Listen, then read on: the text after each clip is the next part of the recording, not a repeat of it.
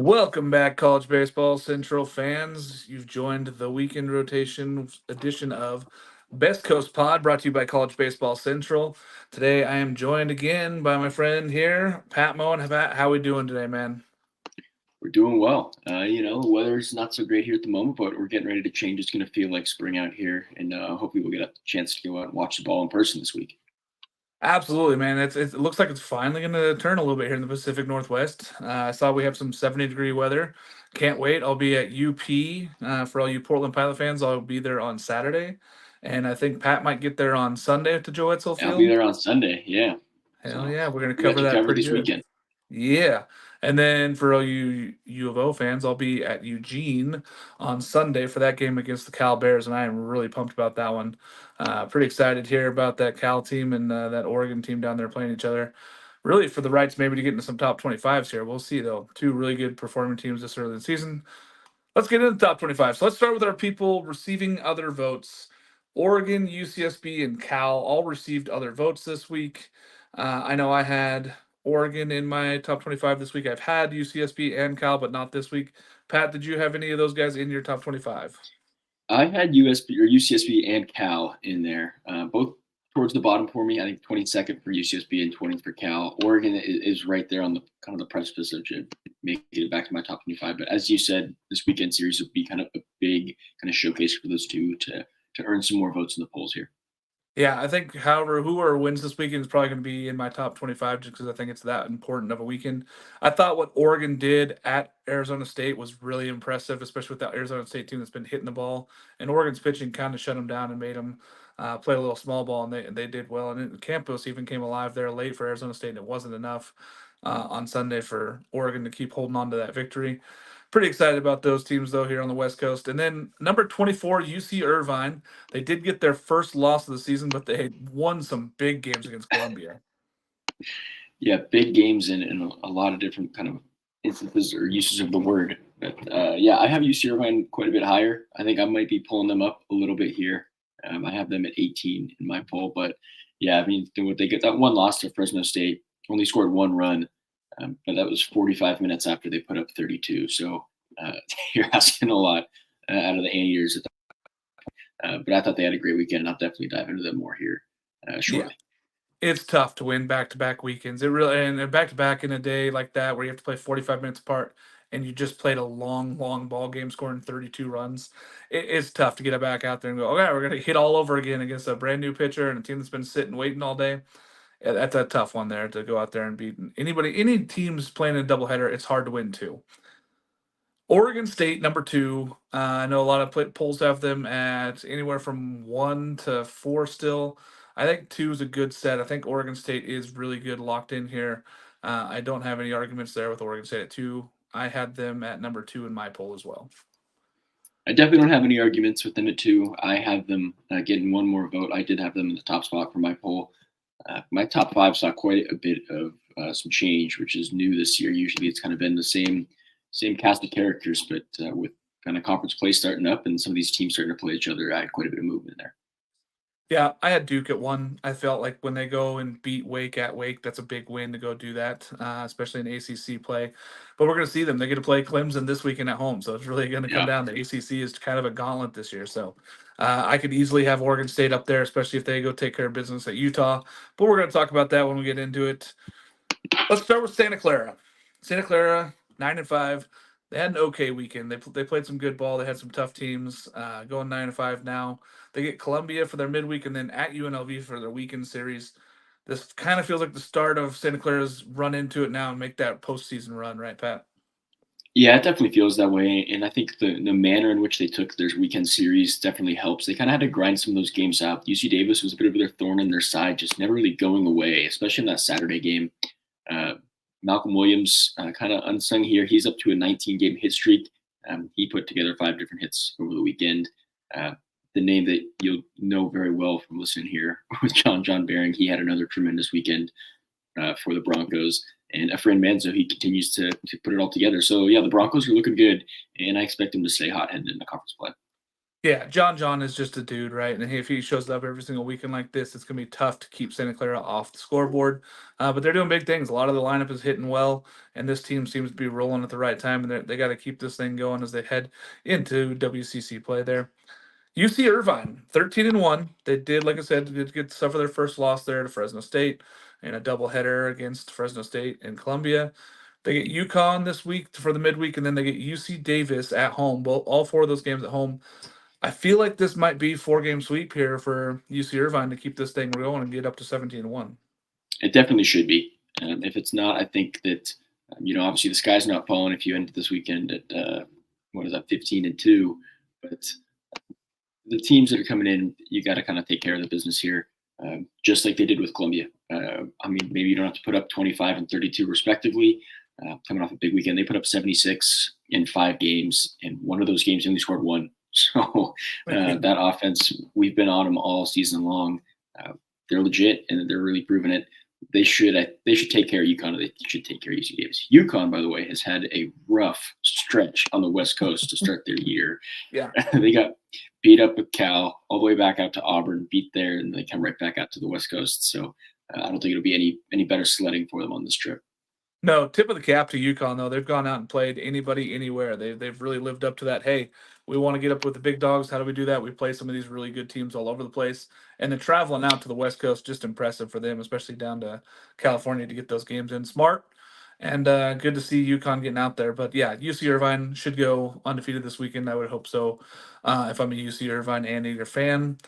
Long Beach State, 10-3-1, kind of an up and down weekend. Not really where we wanted to see this Long Beach State team. Not a bad weekend, but not exactly where you want them. They get Dartmouth, and then it's a really show me series here against UCSB. UCSB is 9-5. They had a winning streak this weekend. Now they get UNLV for their midweek, but then they get Long Beach State. This is big time Big West baseball already.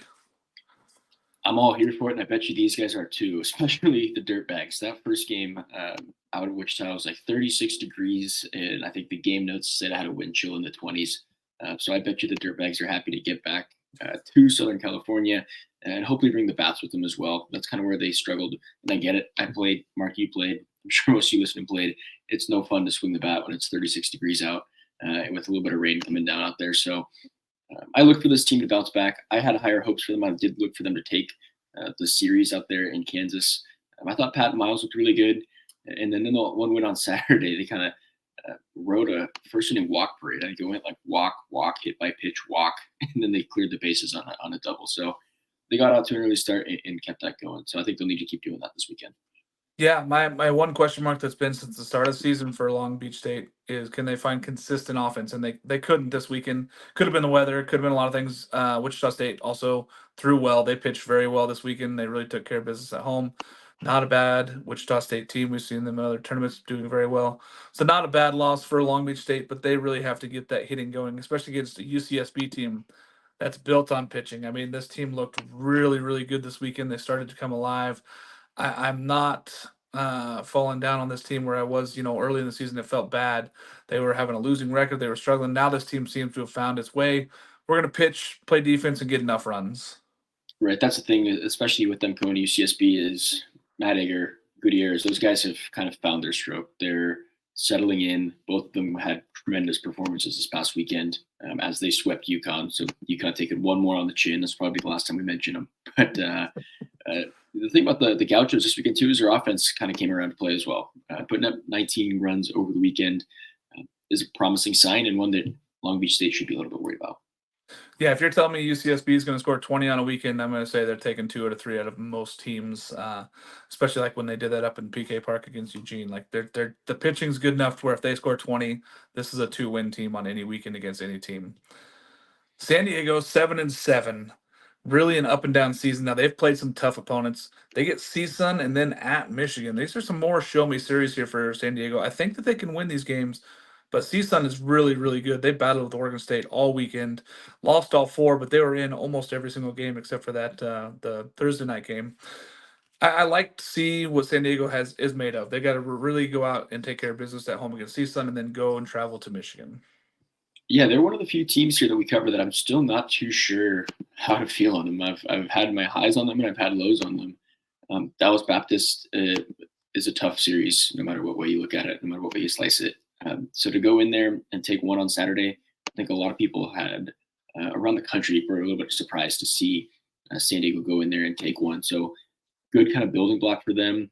And like you said, some pretty good opponents here. Michigan has a couple nice wins under their belt. CSUN's a good team that's beat up after 4 in Corvallis. That's going to be looking to get right back on the right track as quick as they can. Yeah, they were on an 8-game win streak heading into Corvallis, so they're ready to get back right after it. That CSUN team is built on speed and defense, and I gotta tell you, Tanner Smith shut down that speed. He really did take care of business behind the plate. So we're gonna see what they can do against San Diego. Portland, our Pilots are 8-5. They get Oregon this week. They had a road series there. They're back in Oregon. They get at Oregon on the midweek for tomorrow, and then Maryland at home, which I know we're both excited to go watch them. And Coach Swope coming in for Maryland. Big weekend series here for Portland, and going to U of O to really show where they're at in the measuring stick. Yeah, I think it'll be definitely kind of a fun one to watch on the midweek game with them at Oregon. And just kind of see what they got. It'll be interesting to see who they go with on the bump and how they kind of weather that Oregon lineup, because they are, as they showcased these last few weeks, pretty dynamite offense. Portland pitching got beat up a little bit this week from the guys that have been really clicking all year. Nick Brink had a bit of a different outing for him. Sturry gave up 5 in the first inning. But then the Sunday guy comes out of nowhere where they have been struggling, and he comes out and he goes 6 1/3 and puts up 8 strikeouts up there. So they only played a 7-inning game there on the second half of the doubleheader on Sunday. But that is the one that they ended up taking care of. So it was nice to see the Pilots come out of Charles Schwab. I'm still adjusting to calling him Charles Schwab, but good to see them come out of there with at least a win. Yeah, going down to the Chuck and getting one there against Creighton. That's a good team. At home and long travel, tough weather. There was some good weather, but there was also some snow early in the week there for them. So different. But Portland's got to start taking care of business at home. Pretty excited to see them against a very good Maryland team and at Oregon on Tuesday. Let's get into Pac-12, Pat. Washington State loses 2 of 3 this weekend to Utah.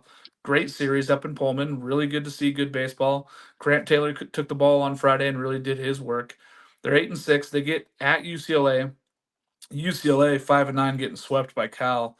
They're playing at home against Washington State. This is a get right series if there ever was one in Pac-12 play. UCLA should be feeling the heat a little bit early on the season. No, I don't say that about too many teams after 1 week of conference play, but going 0-3 when you're a team that had these high expectations, not only from external factors source, but internally, I'm sure that they would have figured they'd have a bit of a better record at this rate. In Washington State, it's kind of the opposite. Obviously, a tough series to drop, especially at home, opening the season, and everything kind of momentum positively trending. So kind of a matchup here that you got.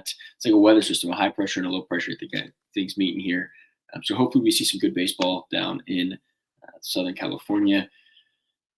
Coin flip for me at the moment, but I like the Cougs. I know I didn't have the Cougs last week, but I like the Cougs to come out of this one.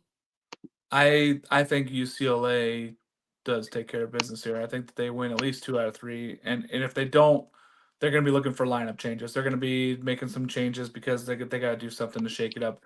Because if they cannot start Pac-12 play 1-5 or 0-6, that's just not acceptable for the expectations that this UCLA team has. I do expect UCLA to win.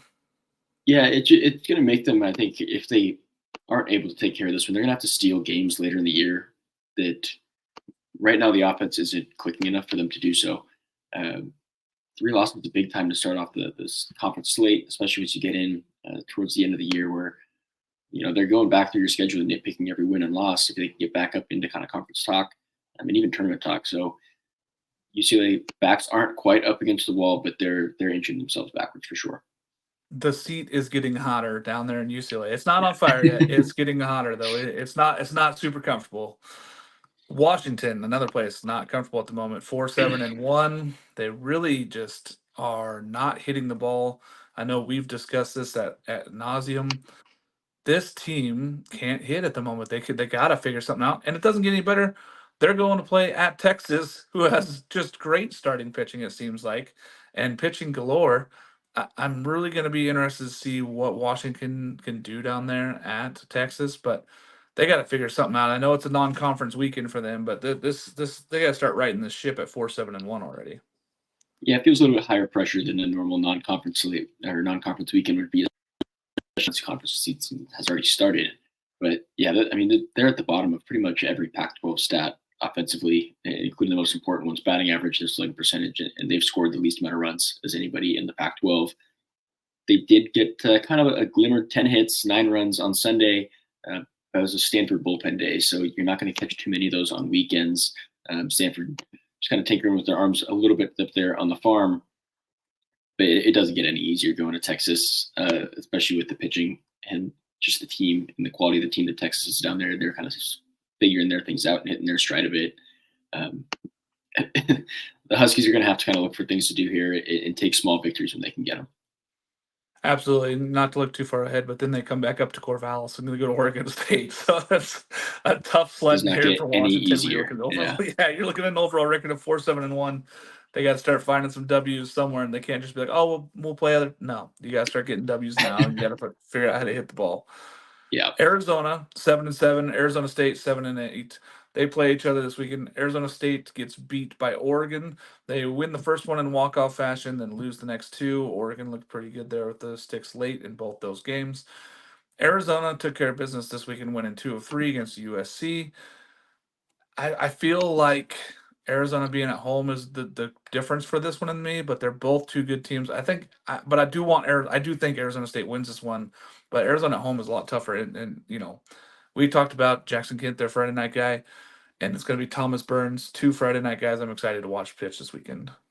I'm really excited for that pitching matchup. That was one that when I was kind of setting everything up earlier and doing prep, I was doing them separate, and now I'm just right now looking at them together, and it kind of clicked that that's the matchup we're going to get Friday night, and that'll be must-watch streaming because I'm sure that was just a Pac-12 stream. Arizona State's got to be disappointed coming off that weekend. I think obviously they had the lead going into the 9th on Saturday to go out and just take care of this and get the series wrapped up before we even play that Sunday game. Oregon comes back, the 2-run home run at the top of the 9th there. They go out and win that game, win Sunday. Arizona State, I think, is going to come back in and they're going to look to get right, especially in a rivalry matchup. Burns, he looked really good on Friday night. He went 118 pitches, which I thought was kind of crazy. But 5 1/3, he racked up the strikeouts. Same thing, Jackson Kent, he had 9 strikeouts and 5. So it's going to be a pitcher's duel Friday night, which you don't often say on games that are going to be played, especially in Arizona's ballpark. So a real fun series. I also lean Arizona State with this one, though. Yeah. I think Arizona State has the more consistent hitters, and especially if Ryan Campos can get going like it appears that he has started. And again, tough weekend to swallow there for them going down and losing that Saturday game and then losing Sunday, just never really getting back into that ball game. Cal 11-3, Oregon 11-4, 2 plus 10 win teams already. They play each other. Oregon gets Portland on the Tuesday week game, which we already talked about. We're pretty excited about that one there. But then the Cal series. I mean, the Cal has been on fire. Oregon goes 2 of 3. These teams seem to be putting themselves right there at the top of this Pac-12 early. This is going to be a show me series, and I'm excited for it. I'm all for this. Yeah, this is definitely my series of the weekend. One that I'll have kind of my eyeballs all over, following along. Can Cal stay hot or can Oregon keep it going? It's kind of an interesting matchup here. Cal's just getting bats from everywhere. I know I've mentioned PJ Mitsotis before. We're big on Rodney Green. We're big on Caleb Movita. Peyton Scholes is another guy. He added a long ball over the weekend. He's up to 4 on the season, batting high 300s with 13 RBIs. And those other guys aren't slowing down either.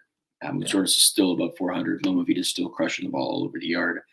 Cal is getting it right now from everybody, which is kind of a big reason they're at where they are in the season so far, coming off a big sweep to start conference play with UCLA. And Oregon, we talked a little bit about them just a moment ago with Arizona State. They kind of fought back and took a series that for a moment felt like they were going to drop early on or late in Saturday. So they got to ride that hot hand. Jacob Walsh exploded, Pac-12 Player of the Week. He hit 400 over the weekend with a home run and 5 RBIs. It's going to be kind of fun to see him and the rest of that Oregon offense navigate this Cal team and see if they can outslug them in their own yard. Yeah, so you're telling me I get Loma Vita and Rodney Green Jr. and versus Jacob Walsh and Hurd.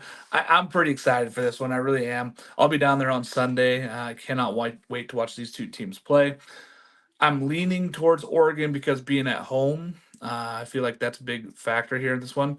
But if Cal can figure out a way to win the weekend, man, they're gonna be sitting atop of the Pac-12 standings. I mean, it's very impressive to see if they can go out there and win this weekend here at Oregon. But small ballpark, lots of things can happen. Loma Vida hit that walk-off bomb on the Sunday there. I'm excited to see this one. I cannot wait for the Sunday game. I will be down there in Eugene, watching this game in its entirety. And I'm thinking you should be getting a pretty good PK crowd out there with the weather up and nice on a Sunday afternoon. I don't know if it'll be super regional level PK crowd, but it should be a pretty good crowd out there. It won't be what we saw really there. Good baseball. Yeah, it won't be what I saw there last year during the regional, or the Super M. But I am excited to go see this crowd and really see how PK Park is. Plus, I'm gonna get me one of those barbecue burgers that's got pulled pork on top of it. And oh man, I'm in. All right, USC is 4-11 at this point in the season. I did not have that one pegged.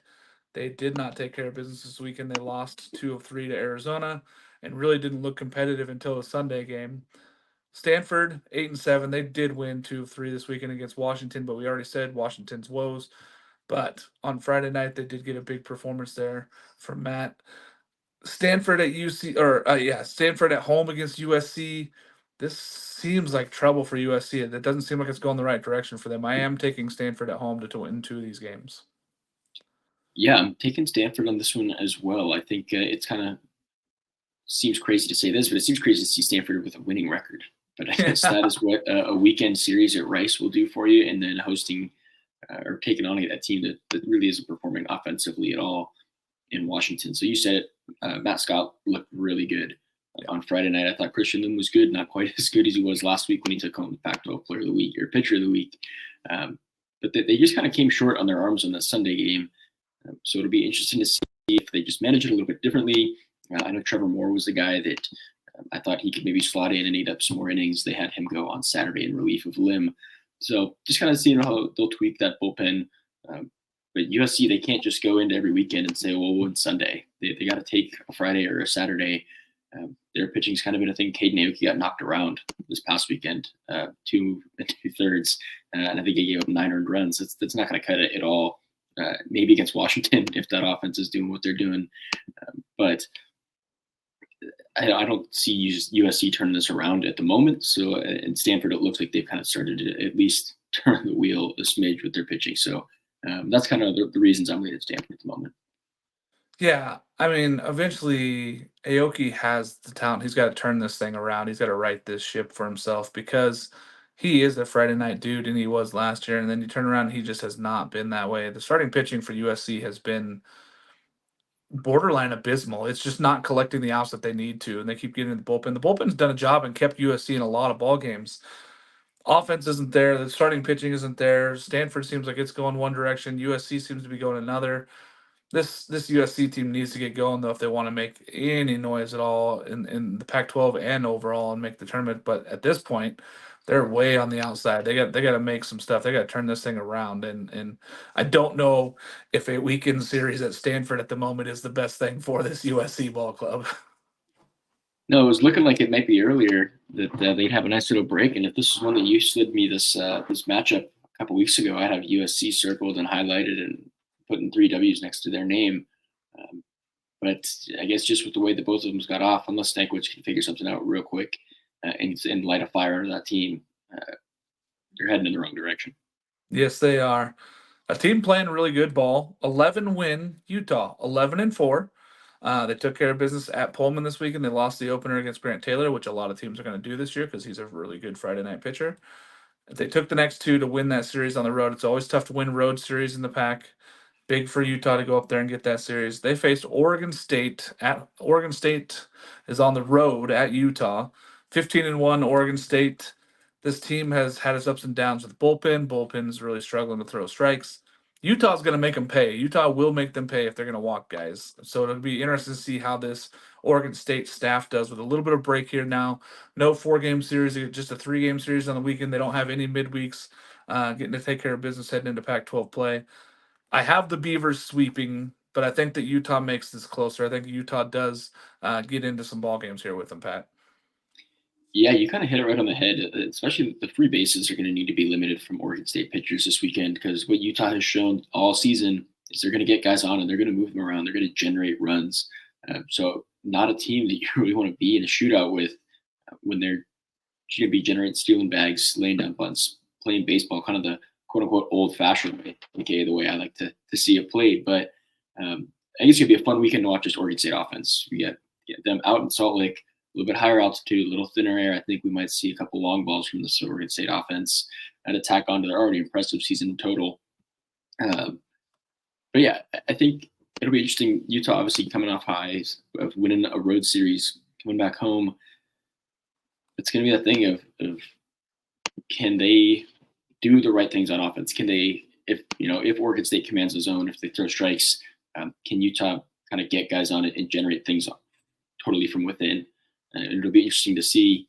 One thing that I thought was interesting we hadn't seen so far this year was Oregon State going with a guy 3 times in one weekend. We saw Roger Holmes get 3 appearances. He was dynamite in all 3 of them. But it'll be interesting to see if they kind of are tweaking the way that they're using this bullpen a little bit more going into conference play. Because if we're noticing the walks, they're definitely noticing the walks and lack of command that they're getting.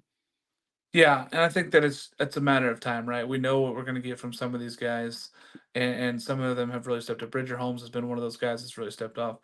Teffin Montgomery, another kid that has really stepped up and done the right things. There's some really good pitching going on. I think it's just going to have to piece it together now. And if we get Aiden May back, which we haven't heard anything. We don't know if he's going to throw on Friday. The plan is hopefully that he will throw Friday, but there's no guarantees there. He's probably going to throw a bullpen early this week just to kind of see where he's at. If he is ready to go, even if you get 3-4 innings out of him on Friday, we have enough arms to really last the rest of the weekend. I feel like if you're an Oregon State fan. The Saturday guy, Jacob Komatz, got a little bit upset this last weekend, had a little bit of a hard time, but I do believe he's a dynamite Saturday guy. And then Eric Segura on Sunday, he'd be a weekend starter for any team in D1, in my opinion, right now. And you're going to throw him out there on Sunday. It's a tough matchup for Utah. They really have to go out there and take care of business at home. But I think Oregon State takes care of this one. And Micah McDowell looks healthy. Not so much Brady Casper. We're going to have to wait and see where he's at. I know he's been nursing a lower leg injury there, but we're hoping that he gets back healthy soon and can get back in that lineup. But Jacob Craig, man, he's been a dude for us. So I know, Pat, you've been really excited about Jacob Craig. Yeah, and I someone asked on Twitter on Thursday when the lineup came out, why him instead of Trotsky moving Hainline to third, which we ended up seeing there on the Sunday. And I kind of stumped me for a moment. I kind of went through and I was pulling and really thinking, and where I landed was just that with losing Caraway's power aspect, they'd rather just have Craig kind of bring his power aspect instead of Trotsky, who doesn't really have that long ball potential, or at least nowhere near Craig's ability. And admittedly, I told him I was reaching, but then Craig goes out and has an absolute monster weekend at the plate and probably contests Jacob Walshy pretty closely for Pac-12 Player of the Week. So high on Jacob Craig, way to take advantage of the opportunity that you gave there, because I don't see him leaving the lineup anytime until that bat really drops off, just because he provided a lot of sparks for this Beavers team that at some points in the weekend kind of needed it. Yeah, and let me say first off, I love Mason Guerra. I think he's a terrific young man. I think he's going to have a bright future. Jacob Craig is a better first baseman right now. He is better over there. He's 6'6". He's really athletic. He really does great on the defensive side. And then you're talking about his offense now. He's walked a lot. He's really taken the pitches. He's been patient. And boy, is it paying off. I mean, this kid has superstar written all over him. There's so many dudes in this lineup that are inching closer every single game to 10 home runs already, and I just love to see where they're at. But yeah, Jacob Craig's got 4 now after a big weekend having 3 and just really handling himself at the plate. Pretty excited about that. Speaking of winning team of the week, who you got, Pat? Who's your winning team of the week? Who performed the best for you? So my winning team is actually going to go. I'm going to go with Stanford this week, just because there is a little bit of a light at the end of the tunnel. It seems like for this Cardinal ball club that really kind of faced some trials and tribulations early in the year. With now pitching 2 weeks in a row, you've gotten really good starts from your Friday guys and Saturday guys. And if you can just get those 2 and start taking one of those games, anything can happen on a Sunday in any of these weekend series. So, I mean, if we want to play the opponent game, yes, Washington and Rice maybe are, going to be playing postseason ball or meaningful ball here late into the season. But it's got to be promising because Stanford and those guys, they were struggling against teams of that caliber. It's not like they were getting hit around by teams of like Oregon State or some of the Texas schools that we've seen at the top of the rankings here. So just kind of nice to see those guys that we had high expectations for finally starting to come around and deliver on those expectations. Fact, I'm all for that. It's big. They got back to a winning record, man. Like that's a big thing in baseball before your second series in the Pac-12 play, and having a winning record in the Pac-12 is a huge thing too. Putting yourself in the position to keep competing for those titles. I'm going Cal Bears. There's no way to look around it for me when they are at home and they sweep UCLA and in the fashion they did it. They really just dominated on Friday. They looked really, really good on Saturday. And then Sunday, come from behind walk-off win with Caleb Lomavita hitting that ball to left. And the crowd was terrific there. The fans were so excited about this Cal baseball team. And I hope that they show up more because I can't wait to watch this Cal baseball team on Sunday against Oregon, another team I really like. So the winner of the weekend for me is Cal. They really put it all together, and if this team competes like this, that they're a high two seed in my book. Looking right now, if I was going to And a seed team, them out there, and a team that I do not want in my regional. yeah, Absolutely not. Yeah. absolutely, yeah, and they haven't even necessarily put it all together pitching wise. They're throwing a whole bunch of young freshmen trying to figure this thing out, and they're getting valuable lessons right now. I love it. I love where Right. this Cal Bears team is at right now. All right. The segment we don't love so much. Who was your underperforming team this weekend? Who didn't quite live up to expectations? Yeah, I didn't intend to keep it within the same weekend matchup, but for me, it's Washington.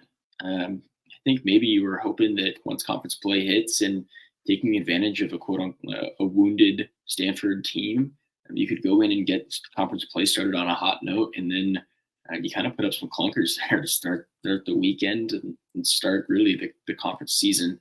Um, they gotta figure out something on the offense. If it's changing the way they're playing, I know it's a first year manager up there. I'm not sure if it's pieces in the lineup that just aren't all clicking together. Because when they do put hits together and string big things together, they're leaving guys on base. Uh, Stanford, I think, kind of used that or maybe displayed it a lot to us, revealed that about the Washington team this week. So, uh, out of everybody in the pack, Washington is my kind of underperforming team of the week. That's fair. I was torn between two teams, one being UCLA, but I think more that weekend spoke more about Cal. So I'm going to go a different direction. USC. I mean, here's the thing: your stud goes out there on Friday and only goes 2 2/3 and gets 9 earned runs against an Arizona team that's been hit or miss really bad on the offensive side. Arizona is not wowing anybody necessarily, and they're going out and just beating up on USC on Friday and Saturday. I was more shocked to see USC just struggle so badly over the weekend because this is the time they got to really turn around. They're 4-11 at this point. They got to figure their season out, and that was kind of just dropping the ball there. Now they got to go and do it against Stanford, who looks to be going the right direction. I don't know, man. It just to me felt like USC had the opportunity to kind of turn this thing around and say, okay, we have a winning record in the Pac-12. We're gonna get going. They just didn't show up in that home. That I mean, I know they're not playing games at home right now, which is also really tough to be playing games on the road for your home games. But it's just not looking like USC is being very competitive at the moment. Props to a player or coach or both. I'll let you go first, Pat. Yeah, anytime a team puts up 76 runs over 5 games, there had to be some pretty big time offensive performances. And that's exactly what we got from this guy in particular, Joe Oyama. Have a weekend. Just alone in the Saturday game, hit for the cycle. He had a triple in the ninth to clinch it. The cycle, that is, the game had been clinched many, many innings ago. I think they had a 9 run inning and an 11 run inning each in those games. 3 grand slams on Saturday. It could have gone to anybody in that lineup. I know you gave last week to Caden Kendall. He had another huge week. Uh, Joe Oyama, 455, 10 RBIs, and 7 extra base hits on the weekend. Anytime you're doing that, you got to be getting a cap tip somewhere. And he did that. He is the player of the week in their conference, and I'm going to give him a shout out here at the end of the pod. Absolutely. And you know what? He had the first cycle for an anteater since 1981. So big tip of the cap there for Joe Oyama. I know that I mentioned him on the the big podcast on the weekend rotation. I was pretty excited for him because he did that. But man, it just really, really good to see him. I, here's the thing. I'm happy that Oregon went down and won at Arizona State, so I want to give props to Coach Waz because really, after losing that first game in walk off, that's tough. And then you go out there and you win the next one in the top of the ninth, and then you go out and win the next game on Sunday and hold on and just keep adding on a little bit of runs here and there. Jacob Walsh, Pac-12 Player of the Week, terrific, and another Jacob Craig. Those two Jacobs could have split the award, and I would have been fine with it. They're very two talented players that hit 3 home runs each this weekend and really just tore the cover off the ball. I think Walsh did a little bit more in the 5 games there for them, and big time for Oregon, and going down and beating Grand Canyon twice, and then taking 2 from Arizona State. Big thing for Oregon over the weekend. So I do lean a little bit towards Jacob Walsh, but I think Jacob Craig deserves a shout out too because he really did perform this weekend. And just the way he's handled himself has been terrific when he's been given his opportunities.